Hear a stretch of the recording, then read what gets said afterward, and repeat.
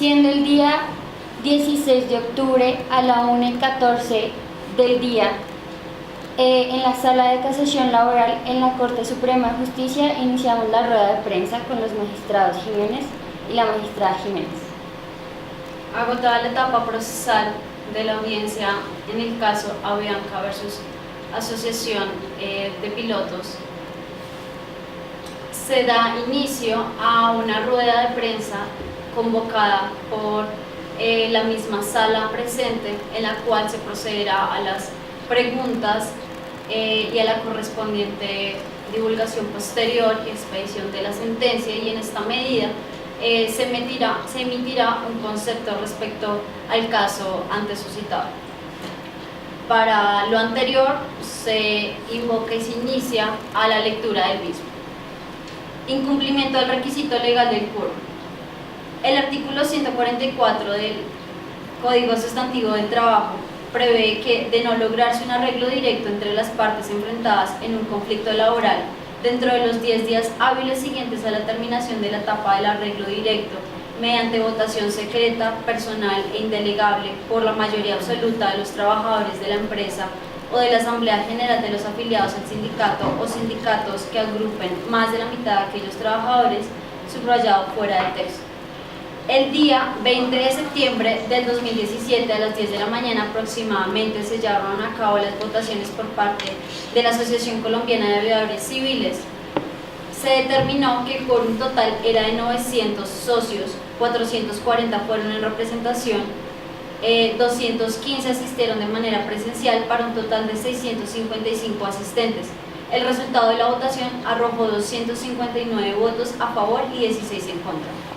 Según quedó aprobado en la sentencia del tribunal, el quórum decisorio para la materia era de 8.642 trabajadores, que corresponde al número total de trabajadores de Aerovías del Continente Americano S.A., es decir, Avianca, debido a que ADAC no era un sindicato mayoritario. En ese sentido, el número de trabajadores que debió haber votado a favor de la realización de la huelga debió haber sido 4.322, correspondiente a la mitad más de uno del quórum decisorio, o lo que es lo mismo a la mayoría absoluta. Se procederá a dar el concepto correspondiente al sentamiento de jurisprudencia por parte de esta sala en lo que respecta a la esencialidad de un servicio público. Son varios requisitos. Los siguientes serán los lineamientos que la Corte Suprema de Justicia en su sala laboral considera pertinente revisar para la determinación de un servicio público esencial. Primero, operativo. Para el suministro del servicio deberá contarse con criterios técnicos gerenciales que abarcan planificación, coordinación, dirección, control y evaluación. Segundo, permanencia. Debe ser explícito respecto a si la suspensión de la prestación del servicio configura un riesgo grave a la vida, la seguridad o la salud de una persona o un grupo de personas, tal como la Organización Internacional del Trabajo lo plantea. Adicionalmente, la permanencia en el tiempo deberá ser indispensable para satisfacer las necesidades que surjan de manera directa con los criterios antes mencionados. Tercero, esencialmente no lucrativo. El objeto sustancial del objeto de estudio no deberá ser la remuneración, sino la prestación efectiva del servicio. Cuarto, organismo que presta el servicio. Según la entidad y la naturaleza de la misma, podrá determinarse si es un servicio público esencial, teniendo en cuenta que deberá ser pública la entidad que lo desarrolla o una entidad privada debidamente delegada. Adicional, será necesaria la apertura de un estudio que analice el tipo de mercado y las variables económicas que en él se desarrollan.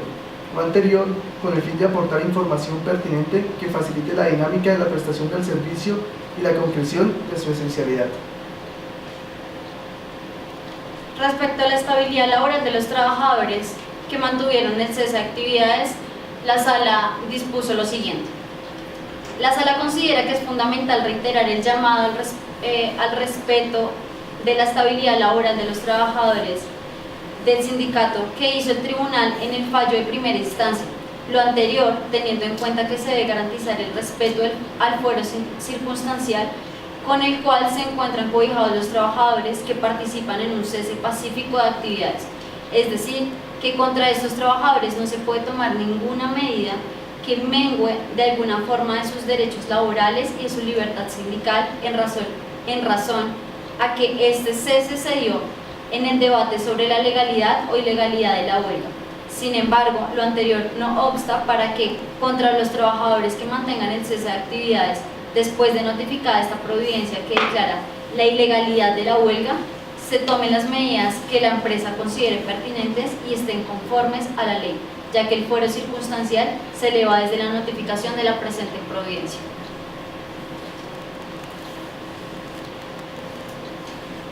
Iniciamos ronda de preguntas por parte de los delegados de prensa. Se le da la palabra a Felipe Mejía de la revista Semana. Buenas tardes, magistrados. Mi nombre es Felipe Mejía, en representación de la revista Semana, y quisiera que la magistrada Jiménez y el magistrado Jiménez nos contaran cuál fue la conclusión de la Corte en cuanto a la legalidad del paro de aviadores de Avianca. Muchas gracias por su pregunta. La Corte Suprema en su sala laboral decidió en su debate formal y pleno de la misma determinar que la huelga y la sentencia que determinó la ilegalidad de la huelga no se va a levantar. En esta medida se declara ilegal la huelga entre el sindicato. En esta medida, los requisitos que se plantearon anteriormente del artículo 444 del Código Sustantivo del Trabajo van en contra de del procedimiento y la formalidad en la cual se determinó y se constituyó esta huelga. En esta medida se declara la decisión anterior. Se le da la palabra a Camila Ceballos del periódico La República. Buenas tardes, magistrado y magistrada Jiménez, de parte del periódico La República, y yo como su representación quisiera preguntar cuáles son los requisitos que debe cumplir toda huelga para que pueda ser declarada legal. Muchas gracias. Son varios los requisitos que establece la ley para que una huelga pueda ser declarada legal. Están entre los cuales se encuentran que no se trata de un servicio público esencial, que se haya agotado con la etapa de arreglo directo entre las partes que están en conflicto, y una vez agotada esta etapa, que por un quórum que depende de si el sindicato es mayoritario o no. ¿Qué quiere decir si es mayoritario?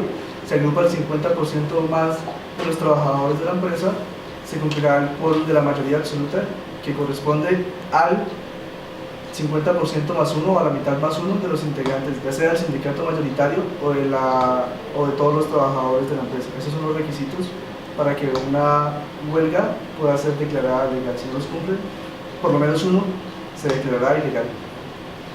Se le da la palabra a Ana María Aranda del periódico El Tiempo. Buenas tardes, magistrados. La pregunta es, ¿cuáles son las consecuencias para los trabajadores huelguistas de la decisión que acaban de tomar?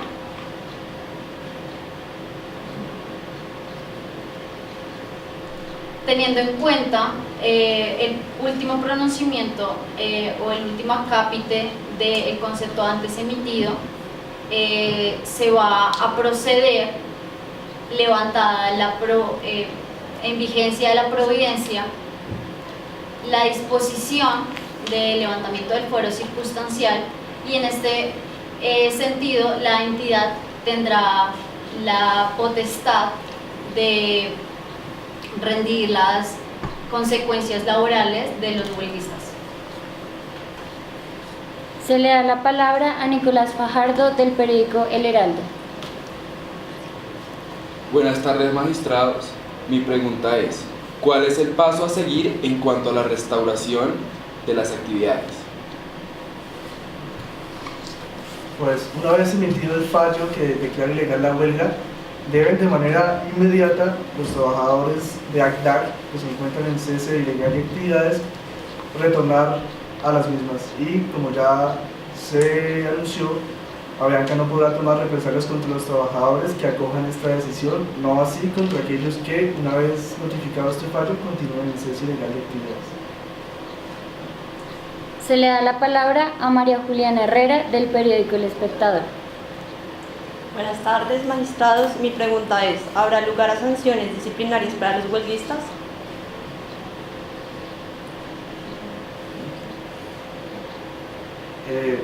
No habrá lugar a sanciones disciplinarias contra los huelguistas por las razones que se refieren tanto en el concepto como en las respuestas ya dadas por esta sala. Hemos terminado la rueda de prensa en la Sala de Casación Laboral de la Corte Suprema de Justicia.